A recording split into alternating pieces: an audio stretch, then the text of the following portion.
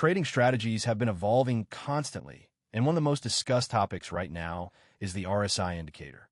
Many traders use Relative Strength Index, RSI, as a simple buy or sell signal, but this can lead to inconsistent results. For a more effective approach, we'll explore a specific RSI strategy with clear parameters, entry/exit rules, and backtesting results. This strategy has been gaining popularity among retail traders due to its simplicity and potential for high returns. The strategy we'll discuss is based on the RSI and Moving Average Crossover, MAC. The idea is to use the RSI to filter potential trades and confirm them using the MAC. Here are the key parameters for this strategy. Short-term moving average, 21-period SMA. Long-term moving average, 50-period SMA. RSI period, 14. RSI oversold level, 30. RSI overbought level, 70. Position sizing, 0.5%.